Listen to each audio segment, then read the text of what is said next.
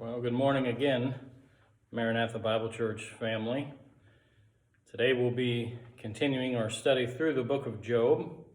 We began last week looking at Job chapter 1, verses 1 through 12. We'll be picking up today in verse 13. One of the things that we noted last week was that God is in control. And one of the things that will be helpful for us as we continue our study today is to remember that God is in control. Even as we read a description that really is troubling, it's very painful to read. It's hard to not just be overwhelmed at the tragedy that strikes at Job. And yet we understand that even though Job didn't understand it at the time, that God was doing something, the devil was doing something behind the scenes. And yet, instead of reacting the way that we expect, Job demonstrates how the description that we looked at last week of him in verses 1 and verse 8 of chapter 1 described him as a perfect and upright man, one who fears God and eschews evil. By his response today, we'll see that that is indeed true. Not that God has told us a lie, but we'll see it on display. And we'll see it in a way that, again, makes us uncomfortable, and yet challenges again our thinking of who God is and what he does. And yet I trust that this morning our hearts will be encouraged by the witness of Scripture. We will mourn with the man Job and yet recognize the goodness, the grace, the mercy, and love of God. So let's dive in here in verse 13. You remember the devil has left the presence of the Lord. He has been given permission. God has given him a lot of permission, yet has told him that he cannot touch Job, but he can touch everything he has. And we'll see in verse 13 that Satan takes full advantage. Verse 13 says, "And there was a day when his sons and his daughters were eating and drinking wine in their eldest brother's house. And there came a messenger unto Job, saying, The oxen were plowing, and the asses feeding beside them. And the Sabeans fell upon them, and took them away. Yea, they have slain the servants with the edge of the sword, and I only am escaped alone to tell thee. While he was yet speaking, there came also another and said, The fire of God is fallen from heaven, and burned up the sheep and the servants, and consumed them. And I only am escaped alone to tell thee. While he was yet speaking, there came also another, and said, The Chaldeans made out 3 bands, and fell upon the camels, and have carried them away, yea, and slain the servants with the edge of the sword. And I only am escaped alone to tell thee.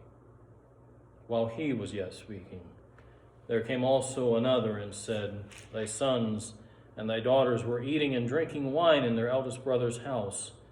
And behold, there came a great wind from the wilderness, and smote the 4 corners of the house, and it fell upon the young men, and they are dead. And I only am escaped alone to tell thee. Then Job arose, and rent his mantle, and shaved his head, and fell down upon the ground, and worshipped, and said, Naked came I out of my mother's womb, and naked shall I return thither. The Lord gave, and the Lord hath taken away. Blessed be the name of the Lord.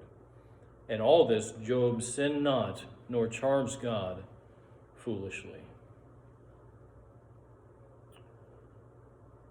Given the opportunity and the allowance by God to afflict Job, Satan absolutely maximized his opportunity and his work against the man of God by bringing the catastrophe to Job in just the span of seemingly just a few short minutes. In that time, Job lost his oxen, his servants, his sheep, his camels, and his sons and his daughters. And this shows us that Satan was focused on maximizing his advantage. If he was allowed to afflict Job, he would do it in the most effective way possible, all the way up to what God would allow. And this is why I believe for us as believers, we must be very careful and very guarded lest we give any advantage to the devil. Don't give him even a foothold in your life, because, as he shows here, he will absolutely always maximize it to his advantage.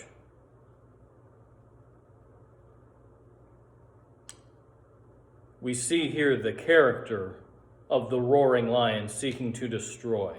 He uses many things to accomplish it, and yet does so with such savagery that we are amazed at such cruelty.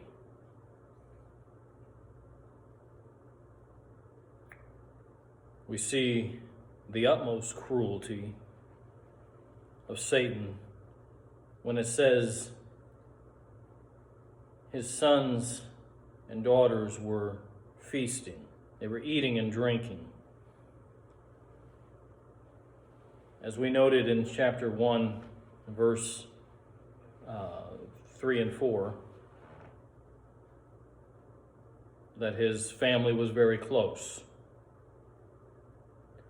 His family would regularly get together to celebrate birthdays and special occasions. And as was the custom of Job, at times he would slip away from these celebrations and would offer sacrifice. Very likely that's what's going on here.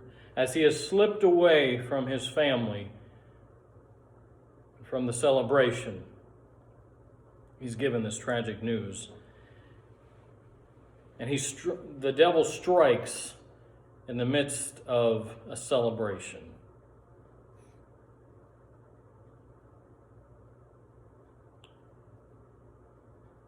I think it's interesting this happened likely while Job was praying for his children. Yet those prayers that were going on right then, very likely, did not prevent this catastrophe. And this made the crisis all the more mysterious and problematic for Job. Now, like I said, there are many ways that that Satan carries out this attack. We see he used the Sabians, a fire from heaven, the Chaldeans, a great wind. These tragedies came in many different forms, and yet we understand that the instigation was Satan. And then this, I think we understand, this teaches us something about the way that Satan works. He did not force godly Sabians and Chaldeans to do things against Job that they didn't want to do. Rather, he accomplished his evil purposes by working through the evil character of fallen men. Again, we understand from this that in some way that Satan has influence over the weather. As it says, they said it was a great wind and fire from God out of heaven. Obviously, he imitated a phenomenon that was at times associated with God, and yet this was all the work of Satan.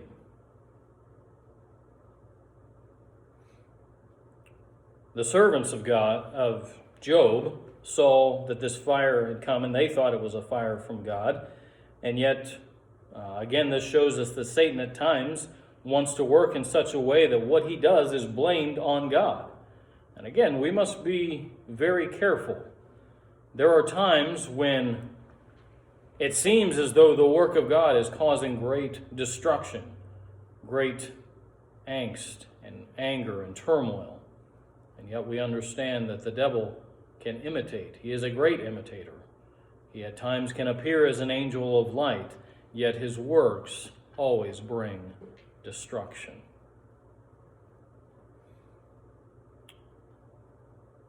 I think we can also understand that though this attack was focused primarily on Job, others suffered because Satan attacked Job and because God allowed him to be attacked. Job's animals, his servants, and his children all perished because Job was the target. Now, I'll be honest with you, this is a challenging thing. It's difficult for us to wrap our minds around it. We're tempted to say, how can this be just? How can this be okay? How could God allow such a thing to happen? And these things really can only be justified if we understand that first and foremost, God is in control. He did allow the lives to be ended, and yet each one of these individuals was born mortal and is subject to death. And the only surprise in their death is that they died sooner than expected, not that they died at all. The rightness or wrongness, if you will, of what God allows and actively does can only be truly judged by a measure of eternity, not by the measure of this life. We can only say that God did right or wrong by these unfortunate things by the eternal picture. Until then, we trust what Abraham knew of God. Shall not the judge of all the earth do right? We see that in Genesis 18.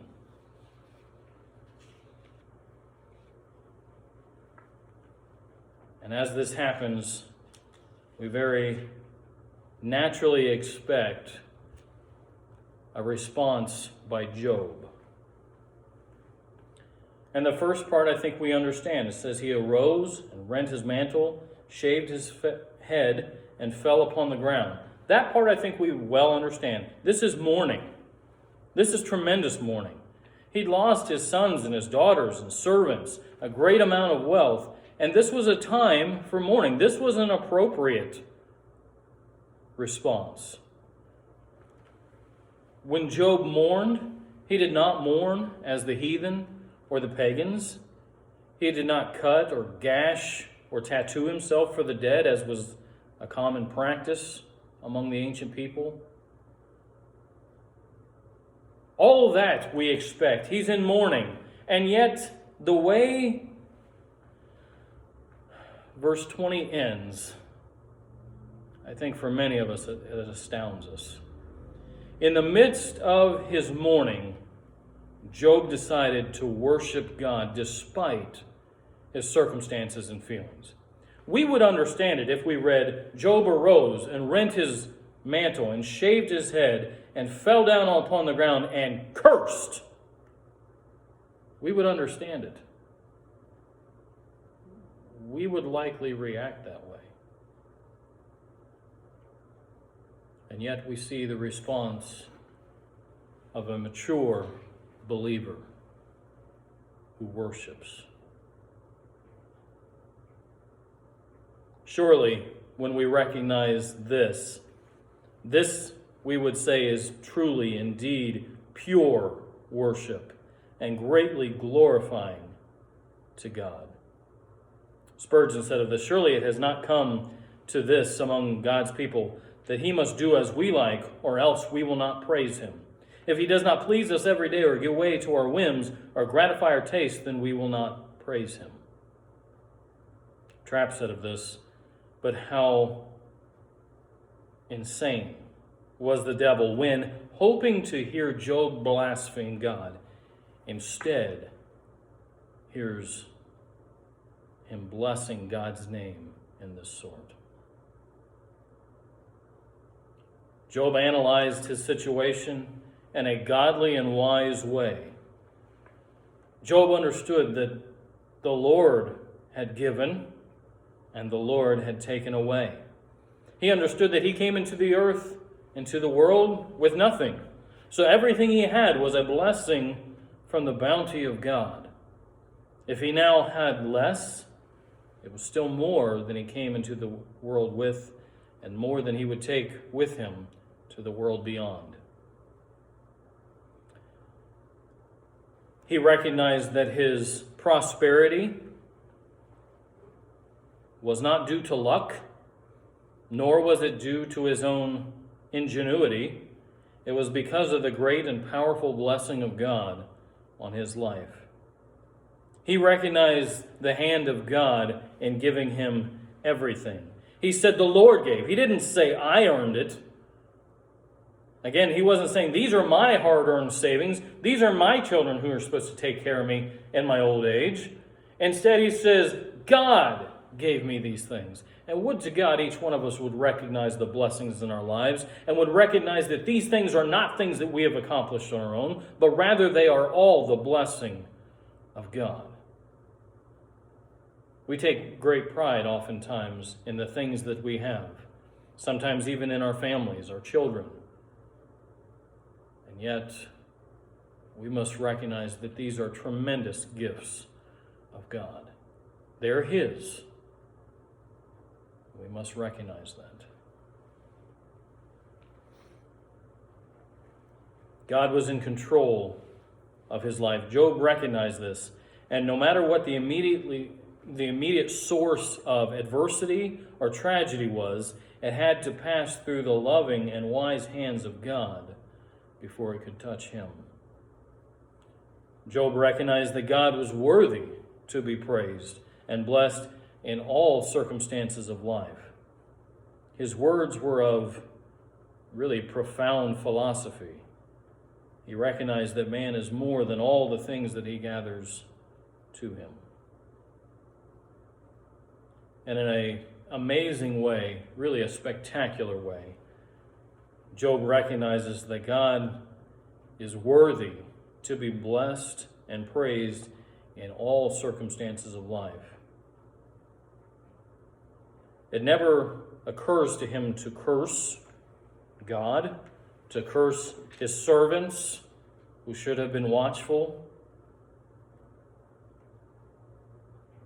All the secondary causes were gone, and instead he recognized the Lord gave, the Lord removed those things, and the Lord alone must be the explanation of the things that happened.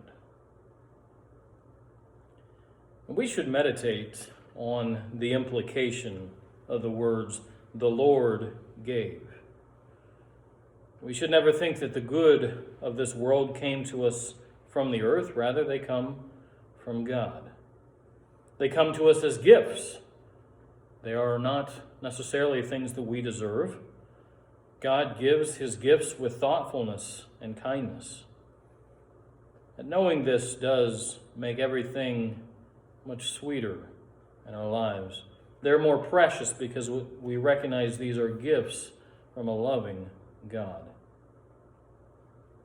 This prevents us from dishonesty. We don't want anything in our hand except for what God gives us. We don't want to mix what he gives with what the devil gives. When we meditate, when we meditate on the words, "the Lord gave," we recognize then it is foolishness to take pride in having more than what someone else has. But also, it makes it much easier to give back to God when we really understand that everything we have comes from him. And we must also worship the giver, not the gifts. The giver is greater than the gifts that he gives. Notice the end of verse 21. It says, blessed be the name of the Lord. This was Job's expression of worship. Job was able to bless the name of God, even though he was specifically and severely tempted to curse the name of God. Spurgeon told a story of a man who was in England. I'll change it to America just so that the money makes sense to us. This man was going to give $1 to a charitable institution. And he had a conversation with the devil. The devil said, no, you can't afford that. And the man said, well, then I'll give $2. I won't be dictated to this way. Satan said, well, you're a fool. The man says, well, then I'll give $4. Satan says, what is your wife going to say when you go home and tell her you have given away $4? And the man says, well, I will give $8 now. And if you don't mind where you're at, you will tempt me to give 16. So the devil was obliged to stop, because the more he tempted him, the more he went the other way. So let it be with us. If the devil would drive us to curse God, let us bless him the more. And Satan will be wise enough to leave off tempting when he finds that the more he attempts to drive us, the more we go the opposite direction. I'm astounded by verse 22. It says, in all this, Job sinned not, nor charged God foolishly. Job did not sin or wrongly blame God when he said, the Lord has taken away. He was right to understand that God was ultimately behind all things, even if the immediate response for an event was not necessarily God's. We're impressed with Job's perspective on material things. He truly understood what Jesus said, that one's life does not consist in the abundance of things that he possesses. There are few in the world who would endure such a loss of a fortune with such godliness and patient enduring. We're impressed by Job's unshaken commitment to God and his enduring love for God. And we might say that God was justifiably proud of his servant Job.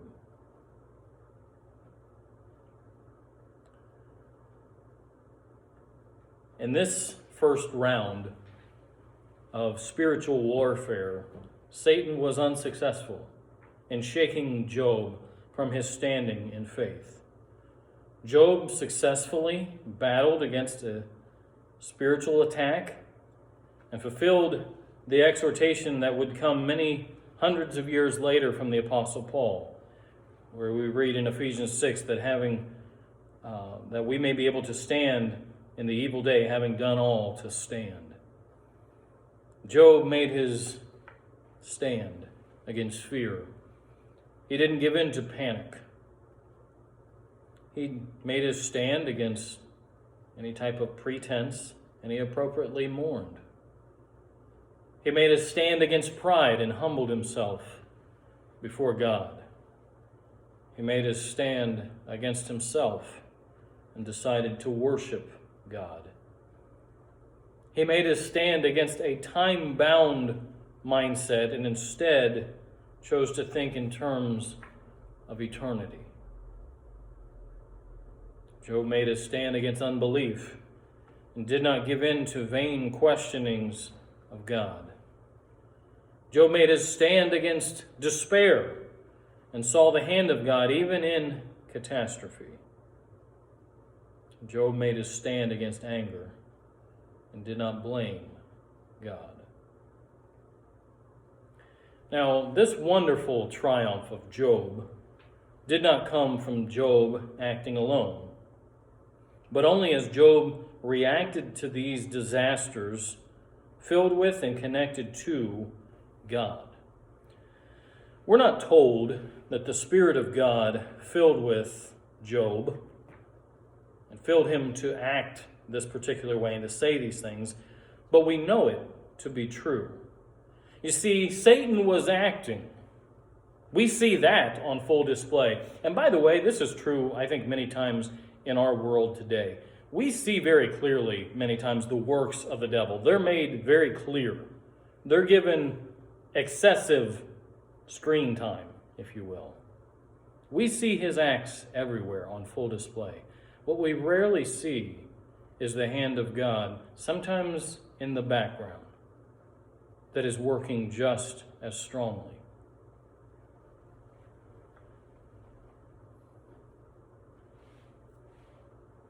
It's as though God was saying, if Satan will work, I will do much more. I will fill Job with such love to me that even if he's tempted to curse, he will bless me. Because I will help him. I will uphold him. I will uphold him with the right hand of my righteousness. I will strengthen him. And in this regard, Satan was utterly disappointed. He found a man who loved his God more than his earthly portion. A theologian by the name of Adam Clarke said of this, he had been so successful in this kind of temptation before that he made no doubt that he would succeed again. The devil didn't give it a second thought when he destroyed all these aspects of Job's life. He thought, surely this is all I need to do, but I'm going to even do it so much that there will be no choice. And given all the circumstances, Job will curse his God. He'd done it so many times in the past. He knew it would happen again. And yet the devil was shocked when Job instead blessed God. Once again, I don't know what's going on in your life. I trust none of us are going through such a incredible experience like Job did. And I pray that this sort of thing would never happen to anyone that I know, and even those I don't know.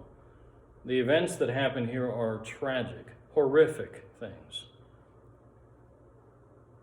And yet, they give us a good example of when the devil is doing his worst, how we can trust in our God, who is doing great things. May we trust his hand in our lives and trust him even in the darkest times.